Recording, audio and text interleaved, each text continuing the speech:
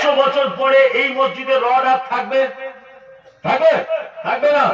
ও তখন ভাকুরির দোকানে, অর্থাৎ ওই যে লোহালক্করের দোকানে চলে যাবে, বিক্রি হয়ে যাবে। আপনার সাদকারিয়া লংজিভিটি 100 বছর, খুব জোর হলে 200 বছর থাকতে পারে, তারপরে কিন্তু আপনার সাদকা জারিয়া শেষ, তাই তো? তাহলে কিয়ামত পর্যন্ত যাতে আমার জারিয়া নেকি হয়, কি করতে হবে? ওই জন্য আমি বারবার একটা কথা বলি, যেখানে কোরআন শিক্ষার ব্যবস্থা আছে, কোরআন শিক্ষার ব্যবস্থা অর্থাৎ মাদ্রাসায় আপনি 1000 টাকা দান করেছেন, মাদ্রাসার বিল্ডিং এর জন্য 10টা ইট কেনা হয়েছে, 1000 টাকা দিয়ে 100টা ইট কেনা হয়েছে। ওই রুমটাতে থেকে যে ছেলেটা কোরআনের হাফেজ তৈরি হলো, ও আরো 5 জনকে হাফেজ করবে, সে আরো 5 জনকে হাফেজ করবে, সে আরো 5 জনকে হাফেজ করবে।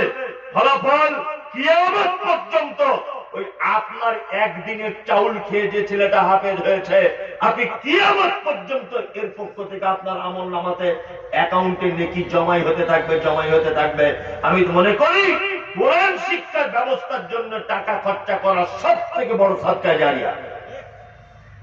কি বলছি বুঝতে পারছেন? কে বলেছে আপনাকে মসজিদে এসি কিনে দিতে হবে?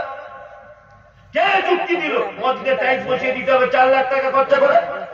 কে বলল যুক্তি তোমাকে? আরে টিনের মসজিদে যে নাকি, মাটির মসজিদে যে নাকি, কলা পাতা দিয়ে ছাউনি মসজিদে যে নাকি, এসির মসজিদে একই নাকি, টাইলসের মসজিদে একই নাকি, কে তোমাকে যুক্তি দিল 4 লাখ টাকা খরচা করে মসজিদে এসি লাগাতে হবে? ওই 4 লাখ টাকা খরচা করে ওই মসজিদের পাশে একটা ভালো রুম তৈরি করে বাচ্চাদের কোরআন শেখানোর ব্যবস্থা করুন, কিয়ামত পর্যন্ত নাকি পাবেন। কে বলেছে আপনাকে? যুক্তি কে দিল? এসিতে নামাজ পড়তে হবে? বরং এসিতে নামাজ পড়লে আপনি যে একজন আল্লাহর গোলাম, এসিতে পড়লে অনেকটা অহংকারিতা ভাব চলে আসে মনের ভিতরে। কি বলছি বুঝতে পারছেন না? ওই জন্য তাহলে মোলামারা আমাদেরকে বারবার জিজ্ঞাসা করে, হুজুর চেয়ারে নামাজ পড়া যাবে? না, চেয়ারে নামাজ পড়া যাবে না। আপনি বসে দাঁড়িয়ে পড়তে পারছেন না, বসে পড়ুন। বসে পড়তে পারছেন না, শুয়ে পড়ে পড়ুন। শুয়ে পড়েও পড়তে পারছেন না, ইশারাতে পড়ুন। তবু আপনার অপশন নেই, আপনি চেয়ারে নামাজ পড়বেন। কারণ হচ্ছে এই চেয়ারে নামাজ পড়লে প্রথম ক্ষতি, কাতার ভেঙে যায়, কাতার ঠিক হয় না। 2, চেয়ারে নামাজ পড়লে নিজেকে একটু বিশাল বিশাল ওয়েটফুল মনে হয়। হ্যাঁ, সারাদিন টোটো টোটো করে বাজারে ঘুরছে, ওর পায়ে ব্যথা নাই। মাঠের জমির হাল কাটছে, পায়ে ব্যথা নাই। মাঠে থেকে ধান কেটে আনছে, পায়ের ব্যথা নাই। সারাদিন ব্যবসা বাণিজ্য লস লাভ হিসাব করলো, পায়ে ব্যথা নাই। ও মসজিদে ওর পায়ে ব্যথা। এরকম লোক আছে না?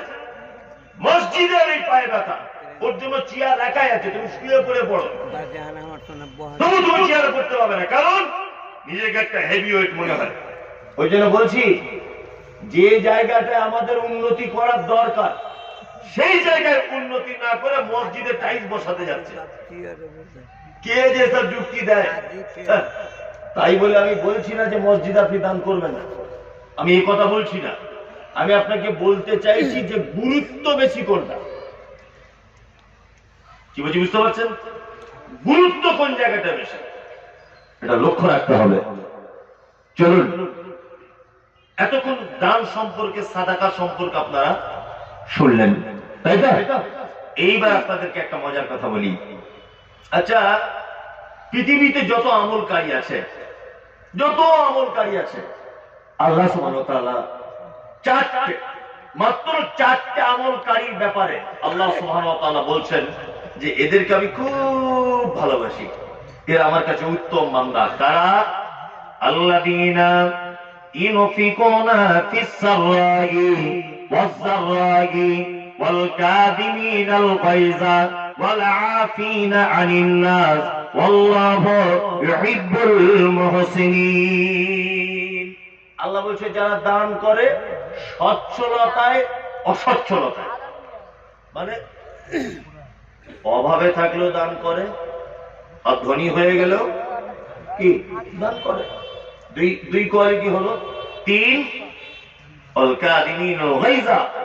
রাগ হয়ে গেলে রাগকে কি করে? কন্ট্রোল ওয়াল আফিনা আনিন নাস, অপরাধীকে ক্ষমা করে দেয়। আল্লাহ বলছে আল্লাহু ইউহিব্বুল মুহসিনিন, নিশ্চয়ই আমি এই মুহসিন বান্দাদেরকে খুব ভালোবাসি, খুব মহব্বত করি এদেরকে। তাহলে মহব্বতকারীদের চারটে গুণের দুটো গুণ কি? যারা সচ্ছলতা এবং অসচ্ছলতায় কি করে? দান করে, তাই না? এইবার আপনাদেরকে একটা মজার কথা বলে দিই, সেটা হচ্ছে এই,